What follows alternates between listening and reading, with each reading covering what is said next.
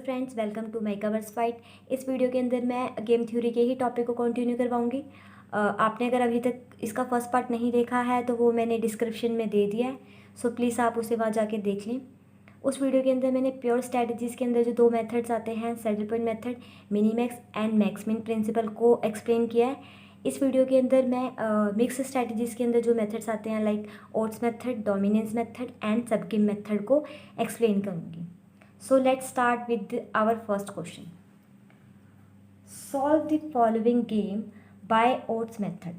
इस क्वेश्चन में आपको पर्टिकुलरली बोला है कि आपको ओड मेथड लगाना है, बट इन केस अगर आपको सिर्फ इतना क्वेश्चन पूछा होता कि सॉल्व दी फॉलोइंग गेम, तो आपकी चॉइस होती कि आप इसमें सैडल पॉइंट मेथड भी लगा सकते थे। अगर सैडल पॉइंट मेथड लगाने के बाद भी आपका आंसर नहीं आता तो आपको ओड मेथड लगाना पड़ता। तो मैं इसको क्वेश्चन को ओड मेथड से सॉल्व करने जा रही हूँ।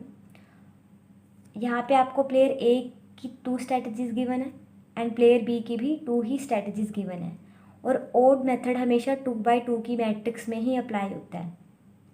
2x2 की मैट्रिक्स मीन्स 2 ही रो होने चाहिए एंड 2 ही कॉलम होने चाहिए। सो आपको एक इस साइड लाइन को ड्रॉ करना है एंड एक नीचे की साइड को लाइन ड्रॉ करना है। फिर हम अपने प्लेयर ए के फर्स्ट रो को देखते हैं। आपको क्या करना है, 8 में से 10 को माइनस करके ऑपोजिट साइड पे लिखना है एंड 12 को 6 में से माइनस करके ऑपोजिट साइड पे लिखना है। बट अगर आपका आंसर माइनस में आता है कैलकुलेट करने के बाद और आप उसको बाहर की साइड लिखते हैं, बाहर की साइड जब आप लिखेंगे तो आप माइनस के साइन को इग्नोर करेंगे, बट जब आप कैलकुलेट करेंगे तो आप माइनस के साइन को कंसीडर करेंगे। बट आप जब यहाँ बाहर की साइड लिखेंगे तो आपको माइनस के साइन को इग्नोर करना होगा। सो हम 8 में से 10 को माइनस करते हैं तो हमारा आंसर 2 आएगा, वो भी माइनस का। तो हम यहाँ पे -2 नहीं लिखेंगे क्योंकि हमें बाहर की साइड इग्नोर करना है, तो यहाँ पे हम सिंपली 2 लिख देंगे। देन हमें 12 में से 6 को माइनस करना है तो हमारा 6 आएगा, तो हम ऑपोजिट साइड पे लिख देंगे इसे। देन ऐसे ही प्लेयर बी का फर्स्ट कॉलम देखते हैं। 8 में से 12 को माइनस करेंगे तो -4 आएगा एंड उसको हमने ऑपोजिट डायरेक्शन में लिखना है, तो -4 हम नहीं लिखेंगे, हम बाहर की साइड लिख रहे हैं तो हम क्या करेंगे, माइनस के साइन को इग्नोर करेंगे, तो यहाँ पे हम सिंपली 4 लिख देंगे। देन हम बी के सेकंड कॉलम में 10 में से 6 को माइनस करेंगे तो हमारा 4 आएगा, तो हमें उसको ऑपोजिट साइड पे लिख देना है, तो हम यहाँ पे 4 लिख देंगे। एंड अब हम इनका टोटल कर देंगे। 6 में 2 को प्लस किया तब भी 8 आएगा एंड 4 में 4 को प्लस करेंगे तब भी हमारा 8 आएगा, तो यहाँ पे हमारा ये टोटल आ गया। अब हमें निकालनी है value of game.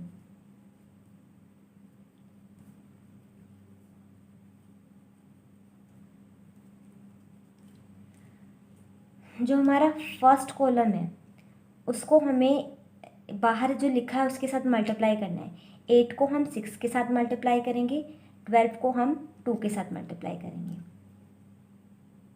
8 × 6 plus 12 × 2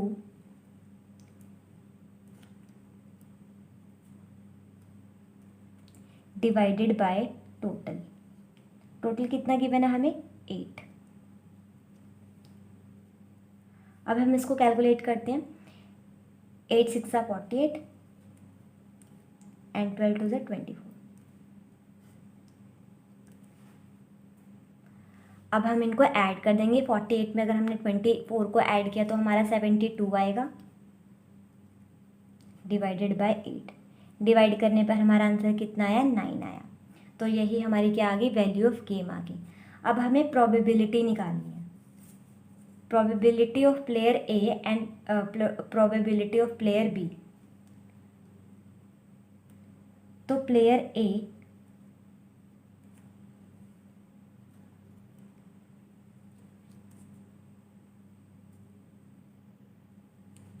and player B,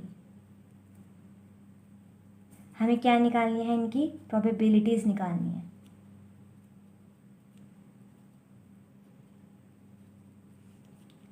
player ए की जो फर्स्ट स्ट्रैटेजी है उसकी प्रोबेबिलिटी क्या निकलेगी, जो बाहर की साइड पे हमने जो 6 लिखा था प्लेयर ए की जो फर्स्ट रो में फर्स्ट स्ट्रैटेजी के अकॉर्डिंग हमारा जो प्रोबेबिलिटी निकलेगा वो 6 डिवाइडेड बाय 8।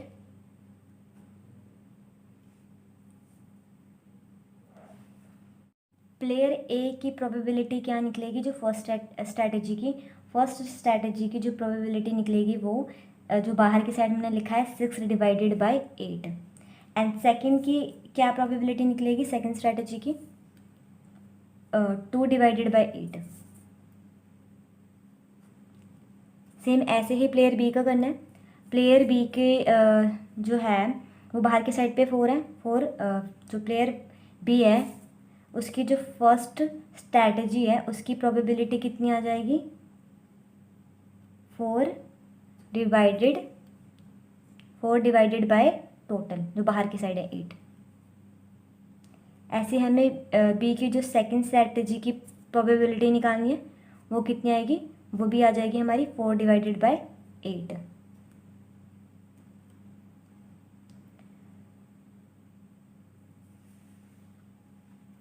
सो हमारा ये जो वैल्यू के गेम के अंदर जो ओड मेथड आता है वो यहीं पे क्वेश्चन कंप्लीट हो जाता है।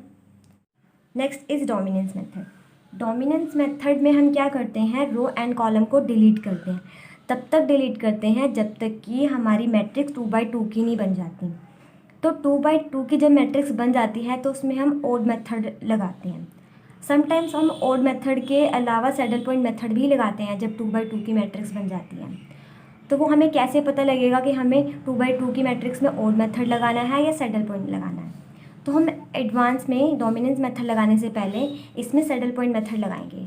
अगर हमारा सैडल पॉइंट मेथड लगाने से स्टार्टिंग में ही सैडल पॉइंट मिल जाता है तो जो हम 2/2 की मैट्रिक्स करते हैं तब हम सैडल पॉइंट मेथड लगाएंगे।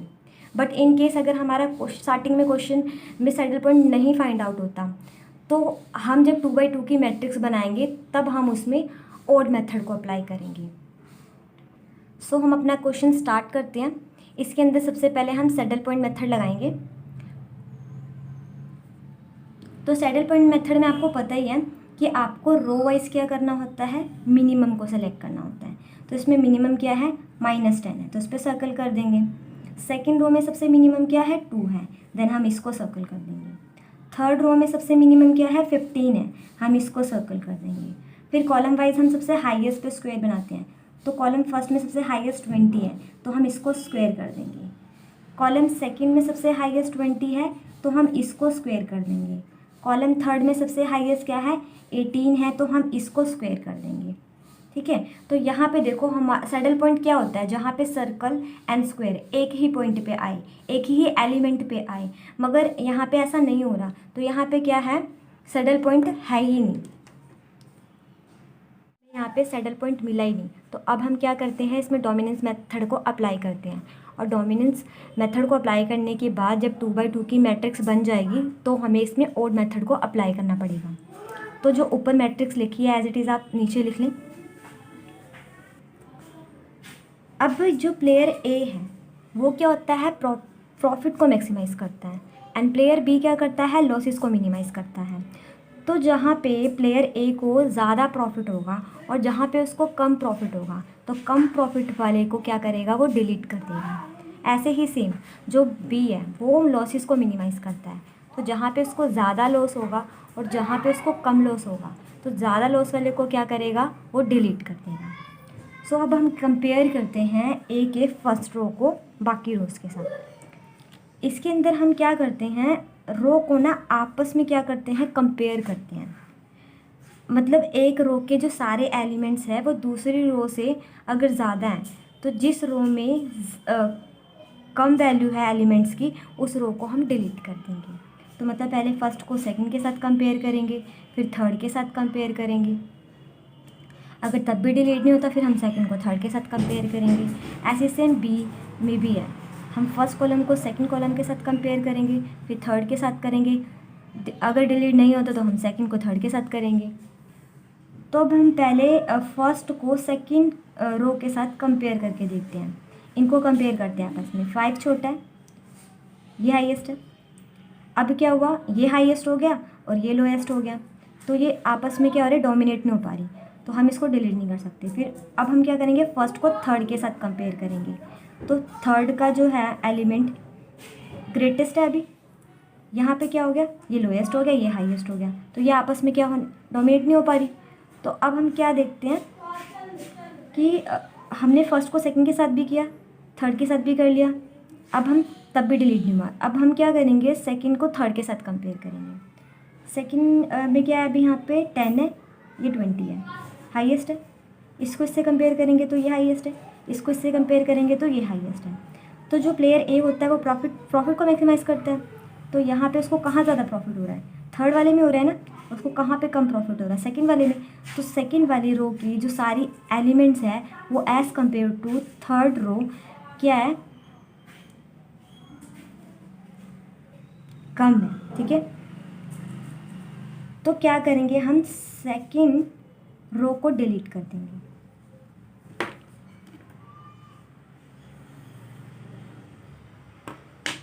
अब जो रो हमने डिलीट कर दी है उस रो को हम आगे नहीं लिखेंगे, ठीक है। सो अब हमारे पास रो तो 2 आ चुकी हैं, अब हम रो को डिलीट नहीं कर सकते। अब हम क्या करेंगे, एक कॉलम को डिलीट करेंगे ताकि हमारे पास 2 कॉलम्स आ जाएं। तो हम कंपेयर करते हैं column wise 5 and 20। In first column को पहले सेकंड के साथ कंपेयर करेंगे, फिर अगर नहीं डिलीट होगा तो फर्स्ट को थर्ड के साथ करेंगे। तो इन दोनों में से अगर हम देखें तो हाईएस्ट ये, इन दोनों को कंपेयर करते तो ये हाईएस्ट है, तो मतलब डिलीट कर ही नहीं सकते। फिर हम फर्स्ट को थर्ड के साथ कंपेयर करेंगे, तो 5 को इसके साथ किया तो ये क्या है, ये स्मॉलेस्ट है, ठीक है। एंड जब इन दोनों को कंपेयर किया तो कौन सा हाईएस्ट है, ये हाईएस्ट है। मतलब दोनों में क्या है, फर्स्ट को जब थर्ड के साथ कंपेयर करे हैं तो यही हाईएस्ट है, ठीक है। एंड जब इसके साथ इसको कंपेयर किया तब भी यही हाईएस्ट है, तो मतलब ये दोनों हाईएस्ट हैं एंड ये दोनों क्या है, स्मॉलर है, ठीक है।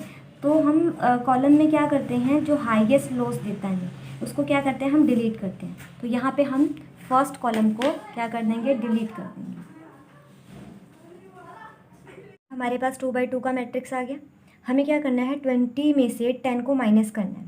तो 20 में से अगर हम -10 को माइनस करते हैं तो माइनस माइनस प्लस हो जाएगा, तो कितना आ जाएगा, 30। तो हम ऑपोजिट साइड पे लिख देंगे। फिर हम 15 में से 18 को माइनस करते हैं तो हमारा आंसर कितना आता है, -3। तो हम बाहर के साइड लिख रहे हैं तो हम साइन को क्या करेंगे, इग्नोर करेंगे, ठीक है। अब हम 20 में से 15 को माइनस करते हैं तो हमारा कितना आएगा, 5 आएगा, तो हम उसको ऑपोजिट साइड पे लिख देंगे। जब हम -10 में से माइनस करेंगे 18 को तो हमारा क्या आ जाएगा, माइनस का 28। तो हमें माइनस को इग्नोर करना है और यहाँ पे 28 लिख देना है। अब हम इन दोनों को या इन दोनों को जो हम ऐड करेंगे तो हमारा आंसर कितना आएगा, 33 आएगा। अब हमें क्या निकालनी है, वैल्यू ऑफ गेम निकालनी है, ठीक है।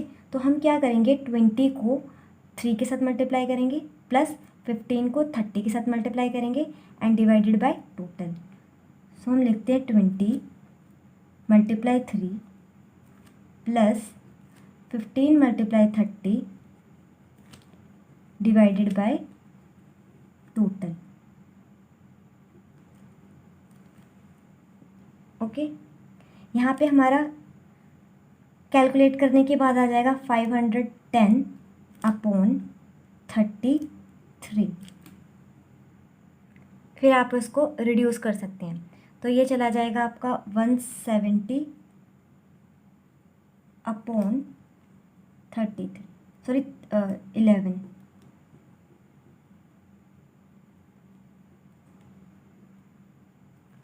थ्री के टेबल से हम इसको कट कर देंगे। सो अब हमें क्या निकालनी है, प्रोबेबिलिटीज़ निकालनी है कि ए प्लेयर की फर्स्ट की क्या प्रोबेबिलिटी है स्ट्रेटजी की, थर्ड की क्या प्रोबेबिलिटी है। तो फर्स्ट की क्या होगी, 3/33 एंड थर्ड स्ट्रेटजी की प्रोबेबिलिटी क्या होगी, 30/33। ऐसे ही बी की जो सेकंड स्ट्रेटजी है उसकी प्रोबेबिलिटी क्या होगी, 28/33। ऐसे ही थर्ड स्ट्रेटजी की क्या होगी, 5/33। तो आप एक बार player A and player B की स्ट्रेटजीज़ की प्रोबेबिलिटी देख लो। तो यहीं पे हमारा ये क्वेश्चन एंड हो जाता है। अब हम नेक्स्ट क्वेश्चन करेंगे डोमिनेंस मेथड से एक और।